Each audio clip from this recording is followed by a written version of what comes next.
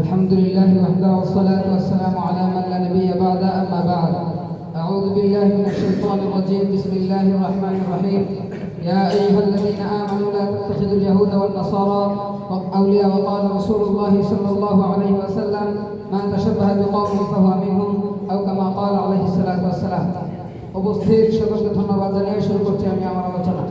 প্রিয় উপস্থিতি, আমি আপনাদের সম্মুখে যে বিষয়টা নিয়ে আলোচনা করব সেই বিষয়টা হলো অপসংস্কৃতি, অগ্রসর সাংস্কৃতিক বিপ্লবের প্রয়োজনীয়তা। আল্লাহ চাহিদা আপনার কথার উপর কিঞ্চিত পরিমাণ আলোকপাত করার চেষ্টা করব ইনশাআল্লাহ।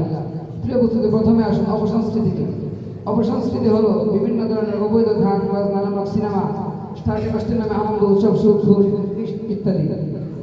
যেমন ধরেন আমরা দেখি বাজারে ঘাটে, গ্রামে গঞ্জে, শহরে বন্দর বিভিন্ন স্থানের মধ্যে এমনভাবে গান বাজনা থেকে সিনেমা সিরিয়ালে যার কারণে অনেক মানুষ প্রতিষ্ঠিত হয়ে যায় এবং অনেক মানুষ গুনাহের কাজে লিপ্ত হয়ে যায়।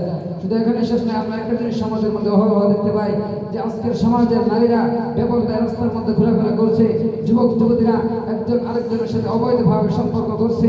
শুধু তাই নয়, বিষয়টাকে আরেকটু বুঝিয়ে দেখতে পারি যে বর্তমান সমাজের মুসলমানরা আল্লাহর হুকুম এবং রাসূলের আদর্শের সাথে বিচ্যুত হয়ে যাচ্ছে এবং ইহুদি খ্রিস্টানদের দৃষ্টি কালচারকে তাদের মধ্যে আঁকড়ে ধরছে। কিন্তু আল্লাহ তাআলা কোরআন কারীমের মধ্যে বলেছেন, ইয়া আইয়ুহাল্লাযীনা আমানু লা তাত্তাখিযুল ইয়াহুদা ওয়ান নাসারা আউলিয়া, অর্থাৎ হে ঈমানদারগণ, তোমরা ইহুদি খ্রিস্টানদেরকে বন্ধুরূপে ধারণ করিও না। আল্লাহর হাবিব সাল্লাল্লাহু আলাইহি ওয়াসাল্লাম বলেছেন, মা তাশাব্বাহা বিকওমিন ফাহুয়া মিনহুম, অর্থাৎ যে ব্যক্তি যে কওমের সাথে সাদৃশ্য রাখে সে তাদের অন্তর্ভুক্ত। কিন্তু আজকে আমরা পরিবর্তিত করতে দেখতে পাচ্ছি যে আজকের সমাজের মুসলমানরা ইহুদি খ্রিস্টানদেরকে বন্ধুরূপে ধারণ করছে এবং অপসংস্কৃতিকে এবং পশ্চিমা সংস্কৃতিকে নিজেদের পক্ষে ধারণ করে ধ্বংসের দিকে ধাবিত হচ্ছে।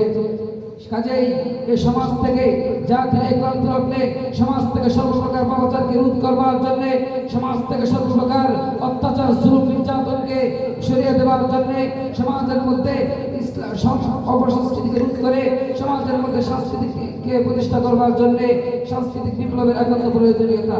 এবার সংস্কৃতিকে শেষ সম্পর্কে আলোচনা করা যাক। সংস্কৃতি মানে হলো কুরআন, সুন্নাহ এবং শরীয়তের ভিতরে থেকে নিজের ব্যক্তি এবং দেশ পরিচালনা এবং সমাজ পরিচালনা করার নাম হলো সংস্কৃতি। সংস্কৃতির দ্বারা পাই দেখি, সংস্কৃতির দ্বারা সমাজ থেকে সর্বপ্রকার অনাচারগুলোকে রোধ হয়, সমাজ থেকে সর্বপ্রকার পাপাচারগুলোকে আস্তে আস্তে সরে যায়, সমাজ আলোর দিকে ধাবিত হয়, সমাজের মানুষ সুস্থ শৃঙ্খলভাবে বসবাস করতে পারে। কাজেই আমি বলতে চাই, আমরা হলাম রাসূলের ওয়ারিস।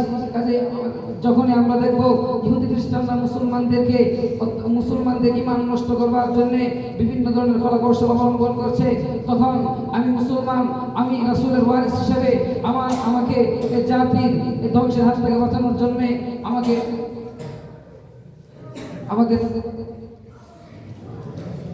জাতির ক্লান্তিকর অবস্থা থেকে আমাদেরকে সচেতন থাকতে হবে। কাজে আমি বলতে চাই যে সমাজ থেকে সর্বপ্রকার অনাচার বিতাড়িত করতে হবে। সমাজের মানুষদেরকে সুস্থ সুন্দর সমাজ উপহার দেওয়ার জন্য আমাদেরকে ঐক্যবদ্ধ হতে হবে। কাজে কাঁধ মিলে অপসংস্কৃতির বিরুদ্ধে আওয়াজ তুলতে হবে। প্রিয় উপস্থিতি, আমার কথা শেষ কথা হলো, সমাজের মুসলমানদেরকে ধ্বংসের হাত থেকে বাঁচানোর জন্য, মুসলমানদেরকে ইহুদি খ্রিস্টানদের চালচলন থেকে বাঁচানোর জন্য আমাদেরকে যদি রক্ত দিতে হয়, যদি রক্ত দিতে প্রস্তুত, যদি জীবন দিতে হয় জীবন দিতে প্রস্তুত, কিন্তু ইহুদি খ্রিস্টানদের চালের মধ্যে পড়ে মুসলমানদেরকে ধ্বংসের হাতে ঢেলে দিতে আমরা প্রস্তুত নয়। কথা বলেন ঠিক কিনা? আল্লাহ তাআলা সমাজ থেকে সর্বপ্রকার অনাচারকে বিরোধিতা করে সমাজের মধ্যে সংস্কৃতিকে প্রতিষ্ঠা করার মতো তৌফিক দান করুন। আমিন।